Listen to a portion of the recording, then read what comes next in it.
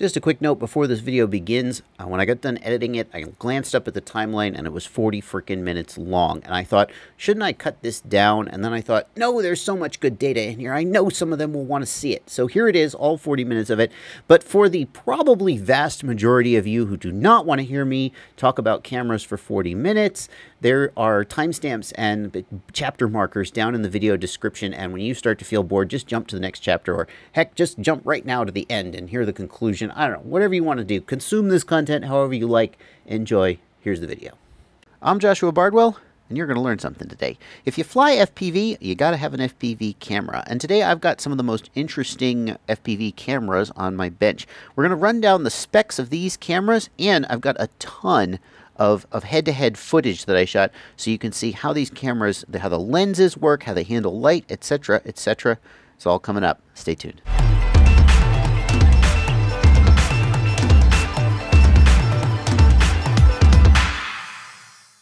Let me run down the cameras that are in this test for you. This is the Foxeer XAT600. I think of it as kind of a baseline camera. It's not too expensive. It's not really cutting edge in its features, but I've got this camera in so many quads that I felt I had to include it as a kind of a baseline. The rest of the cameras in this rundown are from Runcam. We've got the Runcam Swift, we've got the Runcam Swift Mini, and the Runcam Swift Micro. And there's actually a fifth camera in this rundown. It is the Runcam Swift ROTOR RIOT edition, and the reason you don't see it here on the bench is because I put it in a quadcopter, so I can't have it on the bench.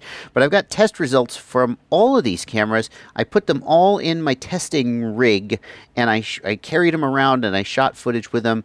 All at the same time, we're going to do a lot of head-to-head comparison. But before we do that, let's see how they stack up on paper.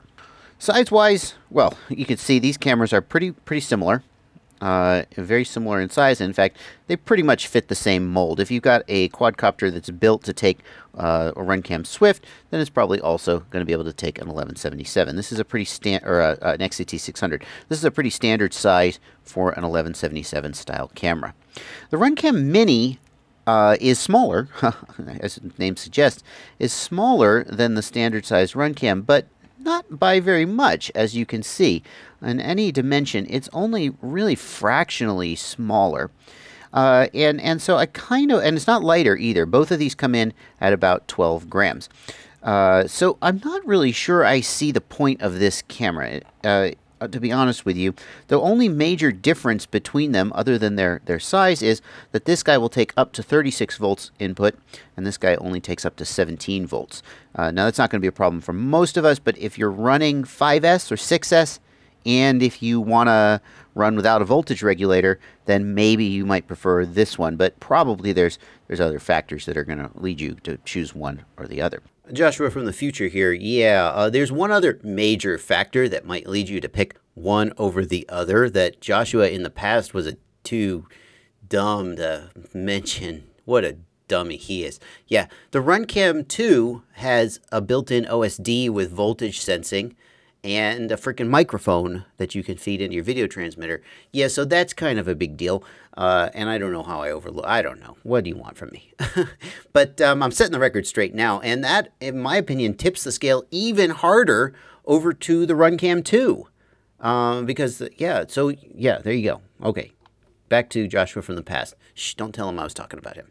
So since this one isn't really that much smaller and isn't really that much lighter, I don't know, but we'll check its image performance. I think that internally it's identical to this one. It's just a sort of a recase to make it a little easier to fit into like a 3-inch copter, where you've still got plenty of power, but maybe you just want a little bit tighter frame. Now, if you were going to mount the Mini in a standard frame, you can use a mounting bracket like this. This mounting bracket comes with it, and various ways that it can sort of make your Mini seem like it's actually the bigger one. You see here it's got the same basic size, and it'll make it fit somewhere where that was designed for this. But at that point, why not just buy this, right? So I think if you're going with the Mini, then you either have to really like what it brings to the table, maybe in terms of the input voltage, or you have to be using a frame that's specifically designed for it. And I feel like that's the hope of this camera, that people will be designing frames around this slightly smaller camera.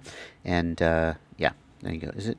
No, it's even very similar. It's in depth. It's, yeah, there's just not that much difference in its dimensions or weight, so I kind of don't know what the point is. Maybe I'm missing something. Now this one is super interesting. This is the Micro, and this is clearly designed for very, very small builds. You can see here it's basically a board with a lens housing and a mounting bracket, and it feels to me like regardless of how, like maybe let's say that hypothetically the image quality of this one is just as good as the bigger ones. And now this one is only between 5 and 6 grams. So it's half the weight of the bigger cameras. 6 grams may not seem like much, but if you're trying to save weight, when you start thinking about saving weight on a quadcopter, you swiftly find that there are very few places to save massive amounts of weight. You end up shaving 5 grams here and 7 grams there and 8 grams, and suddenly you've saved 45 grams, and that's a big deal. So even though 6 grams doesn't sound like much of a weight saving, as part of an overall desire to build a lighter quad, it can make a big difference. I don't think I trust the fragility of this. Right, it doesn't have a metal housing or anything. It's just a board with the lens stuck on top. I would really hesitate to put this in a bigger quad, even if there was sort of a way to mount it, which there probably wouldn't be a great way to mount it, just because I would think it would break pretty easily. This is pretty clearly designed for the micro market, the 2-inch, maybe not even 3-inch, but the very small quads, like for example the Baby Hawk that I've got. The camera on that it's not great. It's okay, but it's not great. And the Mosquito and all the micros I've looked at, the camera has always been a thing that you sort of live with because it's not great. Well, I'd love to see, well, if the image quality of this is good, which we're going to take a look at in a second, but I'd love to see a camera like this maybe being incorporated into the build so you don't have to compromise in terms of image quality just to get the small size and lightweight that those micro builds require. If we look at the back of these cameras, we see another thing that Runcam does that I freaking love, and that is that every single one of their cameras comes with the same connectors, right? Even this one, which it looks like it has a different connector here, because you can see this one has a microphone, right? And so instead of having a 3-pin connector here, it's got a 5-pin connector. But it turns out that you can plug the 3-pin connector into the left-hand 3 pins. So if you want to put a Runcam into one of your copters, you don't have to be swapping out the wire header to change the camera. And that's true for, I think it's true for all of Runcam's cameras that they market today. Even the new Runcam Split, which is a very different type of camera, uses the same wire header. Whereas if we look at the XAT600, it has a different wire header, right? So you have a lot more flexibility with the Runcams in terms of your mounting. The other thing Runcam does that I love is that they have a separate plug for the OSD. I don't mean the OSD like a Betaflight OSD where you have battery voltage and so forth. I just mean the little OSD with this thing. Just mean the OSD with this thing where you adjust the camera settings, which means that if you want to adjust the camera settings while it's in the quad, it's relatively simple to get there, plug that in, and you don't have to disconnect it from your video transmitter. You can just wear your goggles and you can make the changes you need to make. Whereas with these, you have to build some kind of a split header or you have to unplug it. It's a kind of a hassle. Everybody should do it this way. This is the best way to do it.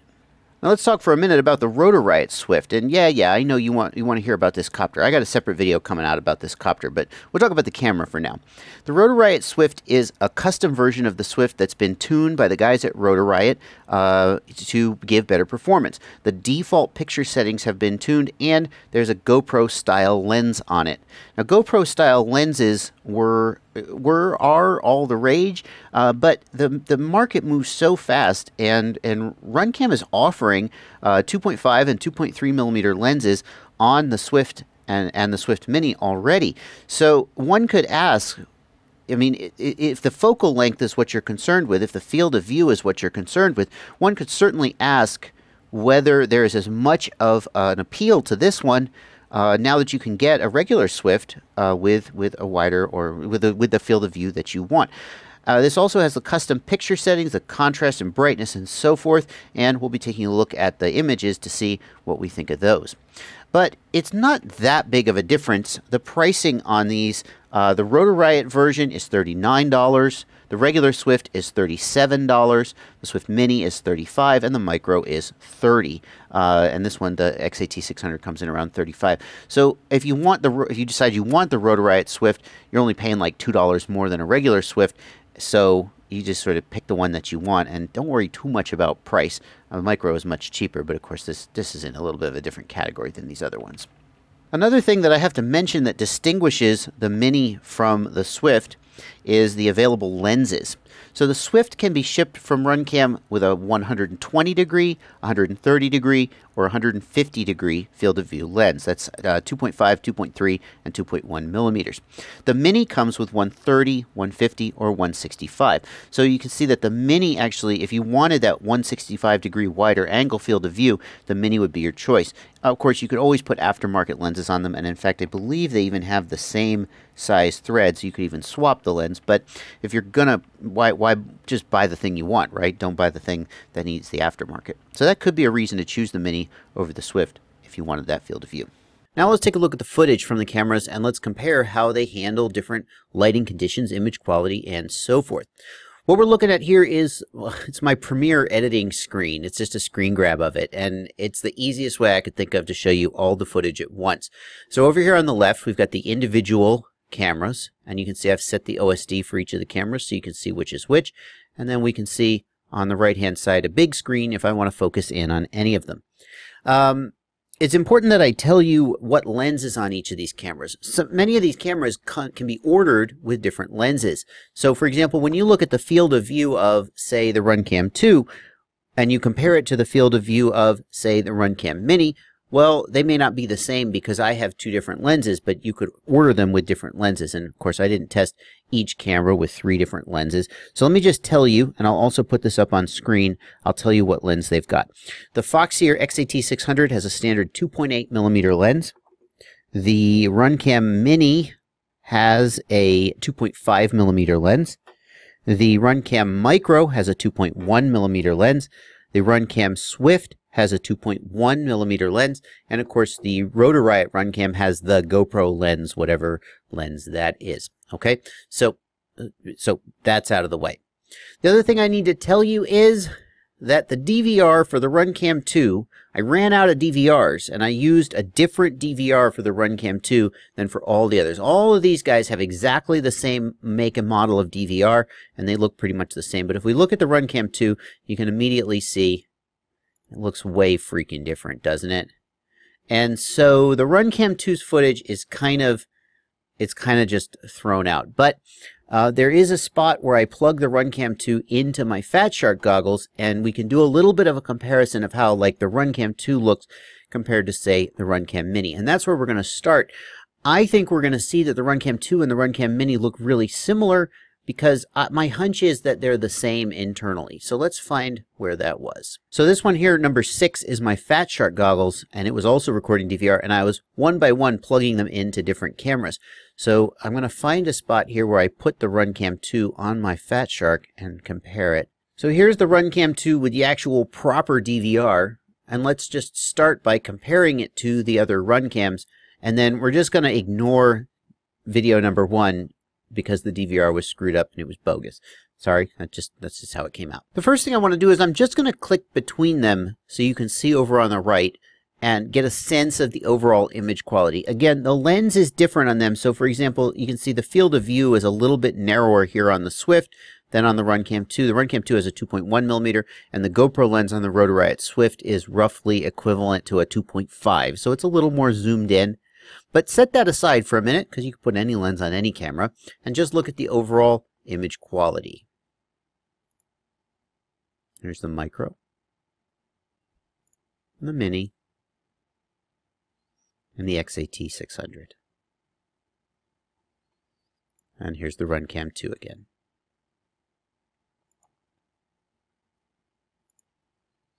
And I have to say that between all the Runcams, I think they look really similar.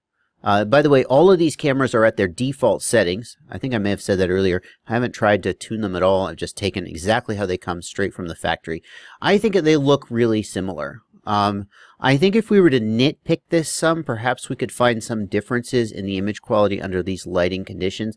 But even the Runcam Micro, which for such a tiny sensor you would expect to see some degradation in image quality, I think it looks really quite good. Looking maybe at the edge of this tree where there's some little branches sticking out, We can see that the overall image quality, the image processing algorithm, like the way that sharpening is being applied and everything, they look very comparable. Looking in the leaves here to try to see, like here, I'm looking right here to see if there's any additional detail in these shadows of the leaves. In the cameras, this appears to have maybe a little more detail in the shadows. Just a little. But gosh, they're very, very similar. I don't see any massive differences. I'm looking right here at this detail in the bark of the tree, and we can see maybe it's a little softer here in the Runcam too, but it's such nitpicky differences that it feels like there's just almost no difference at all. Another thing I'm looking at is right here at the barn roof. I'm looking, that's pretty overexposed. It's blown out because it's bright and we're under the trees. Now that's not a mistake of the exposure algorithm. It's doing the right thing, I think. But I'm looking at how much of the roof is actually overexposed. And again, they're very, very similar. Maybe a little more detail here on the roof, less totally blown out white areas compared to some of the others. Yeah, if you look like right here, the Runcam Mini, this part right here is more blown out. You can't see, it's rust basically. You can't see as much of the rust, whereas the Swift perhaps has a little more detail. But they're all really close. Now I've been clicking between these cameras, but I haven't been clicking on the XAT600, and the reason is I think the XAT600 is really doing an exceptional job here. As I look at this picture, the overall, I don't know what it is. It feels like it has maybe a less contrasty image, but more, this is a really contrasty image with a lot of sort of black, white, right? Very bright, very dark. It brings out a lot of details, and maybe that's what you want from an FPV camera. Maybe you don't, oh, this is a nice image to look at on your wall or something, but maybe some people have argued that they want a really very over-sharpened, very contrasty image so that things like little branches just kind of jump out at them when they're flying. But just without actually flying the camera, I have to tell you that this image certainly looks just overall more sort of balanced and pleasing to my eye. Like if we look over here at this whatever this is, a bush or something, like you can like compare it to this right here. Lots of black, white, right? Whereas here, it's just kind of, I don't know, this is a more neutral image to me. I'm not sure that it would be better to fly off. If I do fly with XAT600s, I haven't found them to really have a problem, but like for example, right here, look at this shadow here. You can see the side of the birdhouse here distinct from the front and distinct from the tree. But if we look at, for example, the Runcam 2, we can see it's all just one black shadow. Now, you could certainly argue that that's something you could try to tune by adjusting the contrast and brightness, and that's absolutely true. That's not something we're going to go into in this video, but just picking the default configurations, I feel like the XAT600 has a better looking image in general. Maybe not better for flight, but just in general better. Maybe better for flight. I must acknowledge that the XAT600 has a 2.8mm lens. It is the narrowest angle of any of the cameras here, and frankly, I used to fly a 2.8 and I liked it. I found 2.1 very hard to fly. Wide angle, hard to judge altitude, hard to judge distance and gaps, and having transitioned to a 2.5mm GoPro style lens, which is a little wider angle, I now find 2.8mm to be, it's like flying with blinders on. You just can't see. You have no peripheral vision. It's very hard to do precision turns, tight turns like on a race course, or if you're doing acro, it's very hard to get close to an obstacle and maneuver close to the obstacle because you just can't get close to it, and it just goes off to the right or off to the left. You can't see where it is. And so I would not recommend anybody fly with a 2.8mm lens like this, at least not a mini quad where you're doing racing or freestyle. But that's the lens that came on the camera, so that's the lens that we're testing with. Yeah, so the other conclusion that I want to draw here is that the Runcam 2, in general, it does have a similar image quality to the others. And we may not be able to view quite as much the other tests because the way the DVR screwed it up. And you'll just have to take, I mean, I'm not going to rerun the whole test. Sorry. That's just a thing we have to accept and move on. Another thing that I feel like it's important to point out is that there are some times when, and I think this again is attributable to the DVR, I don't really know, but there are sometimes when the image goes darker, you see like that right there, nothing is happening in the camera there, and we just have to acknowledge that that's an artifact of something about the test procedure. I'm working on getting a better test setup to eliminate some of these sources of error, but for now, we have to just acknowledge that and move past it. See, that's not, the camera isn't doing that, I don't think. I think that has to do with maybe me plugging and unplugging. I don't know. Here we're looking at the shadows under the trees from sort of flying into the trees from a brightly lit area. We can look at how much detail the camera captures in the shadow areas. Very contrasty image here on the Runcam Micro. Likewise, the same on the Swift. Likewise, the Mini. Maybe a little less contrasty. XAT600 again with a very lower contrast and more neutral image. It may be a thing that Runcam tunes for, that they want a very contrasty image. And the DVR, of course, is screwing up the Runcam too. Now what we're going to do is we're going to go behind this dark area. We're going to go behind the barn. You kids who grew up with farm parents, don't be afraid. I don't have a switch. We're going to go behind the barn into a dark area and play with the exposure of the camera, how it deals with changing lighting conditions. As we look into the darkness here, we can see that there's not that much difference in how much shadow detail they show.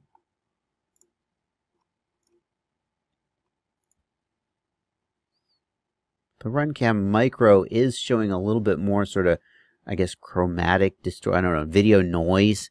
It's got a noisier image with a lot of sort of little speckles of magenta in here that it shouldn't have. That's not a surprise given that it's a much smaller image sensor. Not a surprise that would have a noisier image. As I go under the tree, you'll notice that there's some flashing on some of these cameras. Let's look at the Swift, the ROTOR RIOT Swift. And that's just the sun catching the lens a little bit. The Micro does the same thing. And we can see some flare here as well as we move past the sun. Do you see it moving there? Some overall flare and some flashing. That's certainly would be distracting if you were flying and you were seeing that. The XAT600 with the narrower field of view, of course, doesn't experience that. How's the Mini do?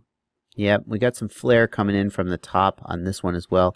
Doesn't seem quite, you can see it right here at the top, but it doesn't seem quite as bad, and we don't get that flashing effect. That may just be, and that, of course, is the DVR is ruining the Runcam 2. Sorry, Runcam 2. It may just be because the Mini is at a slightly different angle. I did try to have them as close to the same angle as I could. I just may not have succeeded.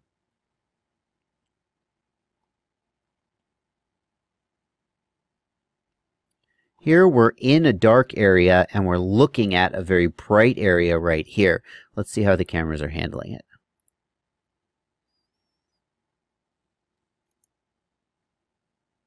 A little bit more detail here in the Mini compared to, for example, the Swift.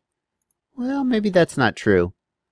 The Swift has overall a more contrasty image. XAT600 is relatively blown out. Also, if you look at the side of the shed, it's pretty blown out on the XAT600. Well, it's pretty blown out on all of them, I guess.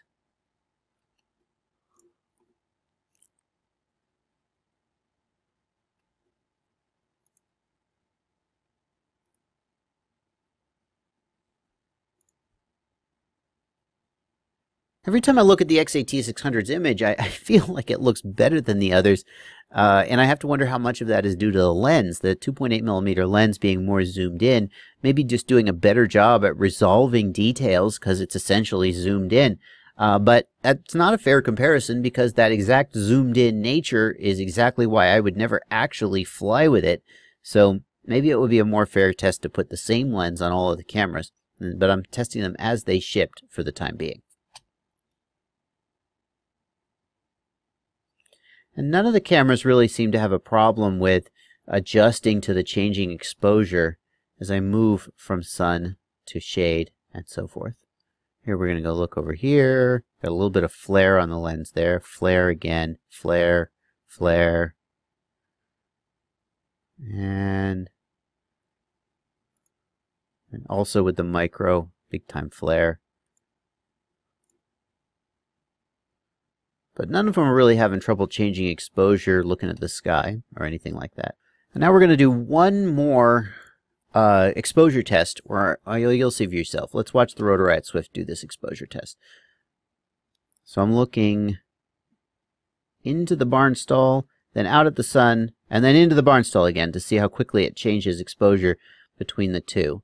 And this is there, the sky came in, right? You see how long it took the sky to come in there? So that's a real nice test of the camera's exposure algorithm. And we can see in that extreme case, it did take as much as maybe a second to adjust. Let's go back briefly and see how the other cameras did in that same scenario. So here's the micro. And it seems to be doing a pretty good job going from bright to dark. There never seems to be a time when the barn stall is hard to see, but boy, getting the sky, adjusting the gain or whatever to get the sky in is taking some time on pretty much all the cameras, I think. Let's see, here's the Mini. Same deal. Yeah, pretty much the same deal.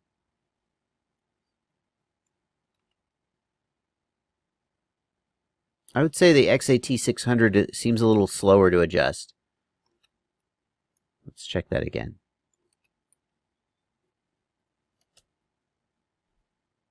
Yeah, it feels like it's slower of the others, and the Runcam too.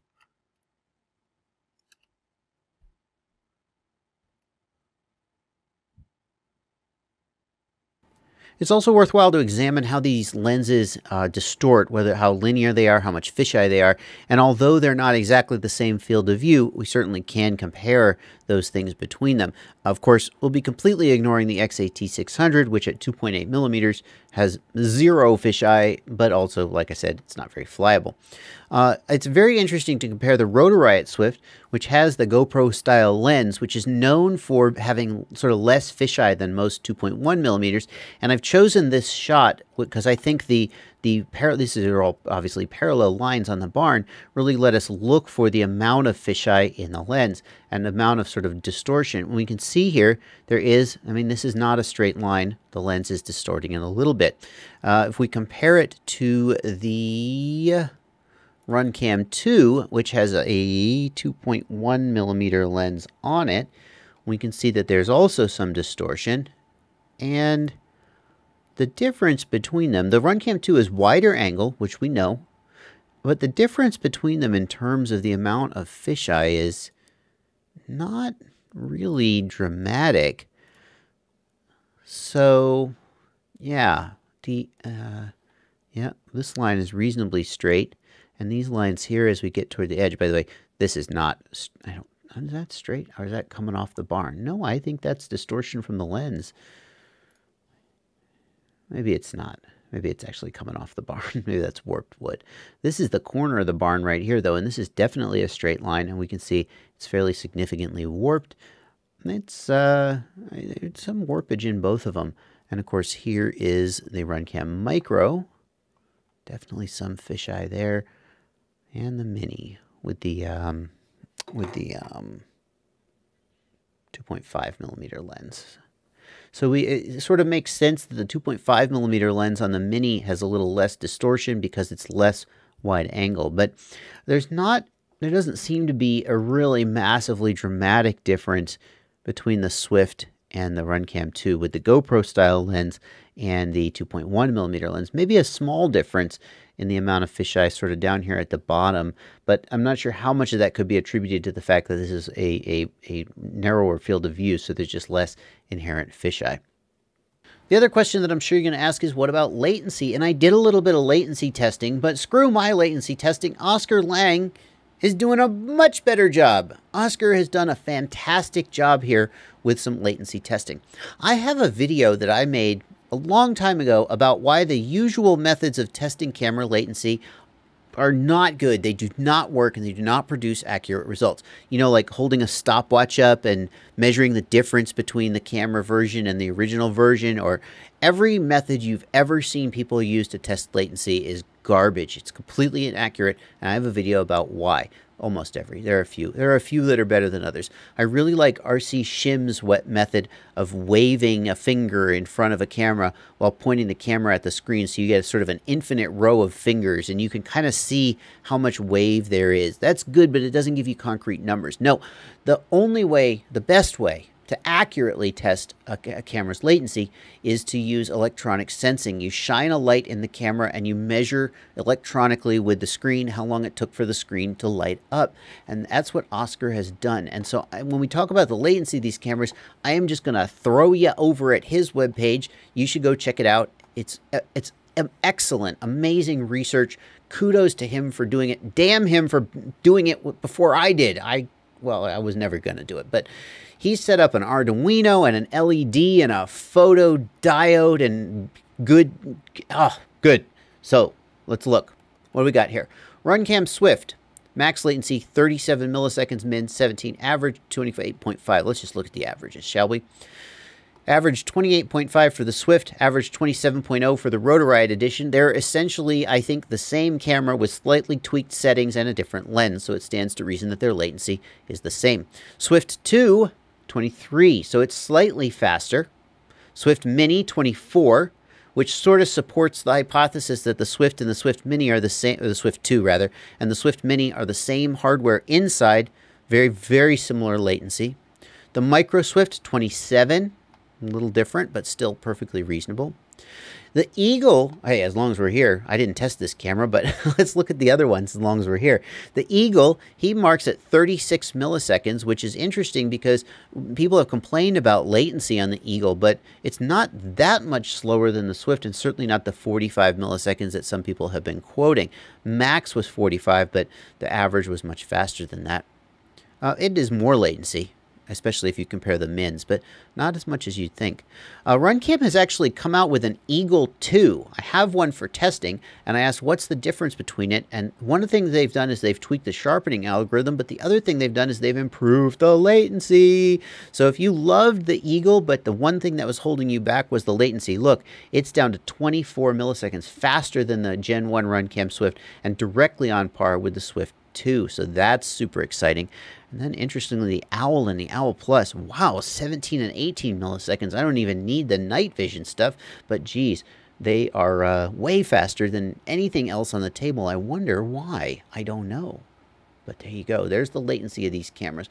All of them are completely respectable. Some are slightly faster than the others, but they're essentially all in the same ballpark. I don't think you're going to notice 5 or 10 milliseconds when you're actually flying.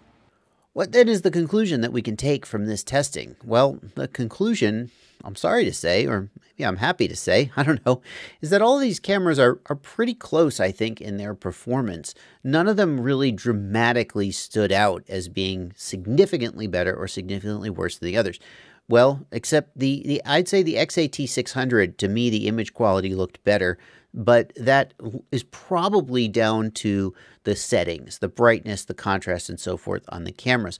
All of the Runcam cameras had a very contrasty image, and that may be because it's being tuned for FPV. We know Runcam specifically targets their cameras at the FPV audience, and they take feedback from guys like Final Glide and the Rotor Riot guys on how to tune those cameras. And many people have argued that a more contrasty image is better for flying because you don't need to see every little detail in the bark of the tree. You just need to see that there's a freaking tree there and not hit it. So a more contrasty sort of black and white image is better. Also, the fact that the XAT600 had the 2.8 millimeter lens certainly may be affecting how much detail we're seeing. So it had a better picture, but it's not necessarily a better picture for FPV. Between the Runcams, they were very, very comparable. There were some differences in the lenses, which changed the amount of fisheye that we saw, but I think they were very close in terms of exposure, light handling, responding to changing lighting conditions, and so on. The only real standout among the Runcams was that the Runcam Micro had a much noisier image, and that's to be expected given how freaking small its image sensor is. However, I can tell you that the Runcam Micro was head and shoulders better than any of the stock micro cameras that have come on the micro quads that I've gotten. So if you're doing a build of your own of a micro quad, this is a great choice to put on. I think it's going to be well, I mean, I don't know what's out there in the market, but it's the best I've seen so far, and certainly way better than the kind of cheap little all-in-one cameras that you see some people including. Some of them are better than others, but none of them have been particularly good. This one was pretty close in overall image quality to the much bigger, the full-size cameras, just with a little bit noisier image. And then lastly, I would say that the ROTOR RIOT Swift, when it first came out, it probably beat the pants off of the Swift that was being sold then. But Runcam learns, and it's not like they looked at the ROTOR RIOT Swift and went, well, so, okay, we won't incorporate any of that information into our other cameras. And so nowadays you can buy a regular Runcam Swift with a 2.5, 2.3, or 2.1 millimeter lens. Those were not options. It used to be 2.8 and 2.1, and that was it. So that GoPro style lens, which sort of split the difference between 2.8 and 2.1, was a real revelation. But nowadays there are some really good quality 2.5 and 2.3 millimeter lenses you can get with these cameras.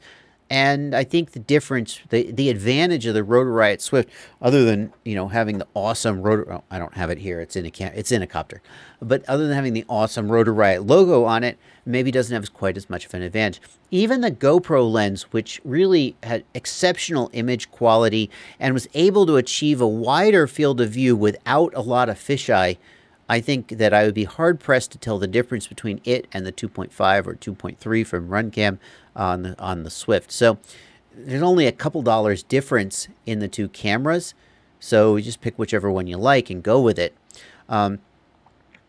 Also, we need to point out that the Swift 2 was the only camera that consistently had the Eye of Sauron effect, where the sun is like blacked out, and that's entirely due to the contrast setting. Again, Final Glide has a video where he shows his settings for the cameras, and he shows exactly how to adjust the contrast to get rid of that. So that's just a question of the default setting on the camera, but if you're not interested in tweaking to get rid of that, you certainly could buy the ROTOR RIOT Swift and not have to deal with it, or the Swift Mini seemed to not have it either. The other thing to point out, I've flown now, like I said, I put it in a copter with the ROTOR RIOT Swift, and I have to say I find its settings to be contrastier than I like. This was not obvious from these tests. They looked very similar in the tests, but having flown with, maybe this is true for all of them, but it's the only one I've flown with right this minute, and having flown with it, I found it to be too contrasty and have too much blacked out shadows, more than I would like anyway, even for flying. So that may just be a matter, I mean, obviously Final Glide knows what he's doing when he sets up his camera. Maybe I just have a little bit of a different preference. And that is going to bring us to the end of this video. And I hope you've enjoyed watching it. And maybe as you watch the footage, you notice things that I didn't notice, and you went, hey, oh yeah, no, helped me make a decision. I have to tell you though, at this point for me, which one I would choose would depend entirely on the form factor I wanted. For a micro build, of course, I would pick the micro. And for most builds, I would probably pick the standard Swift.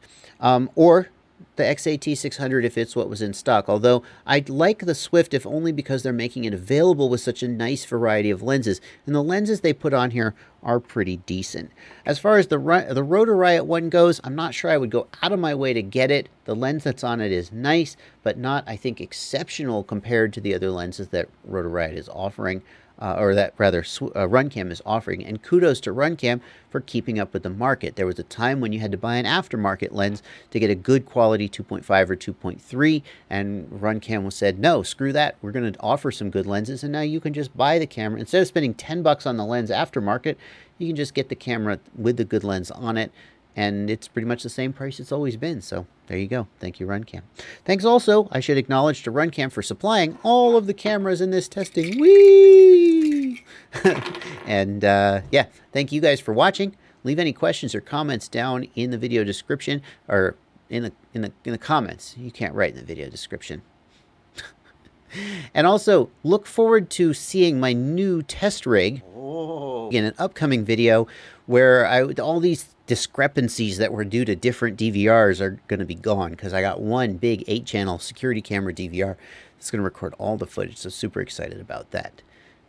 Happy flying.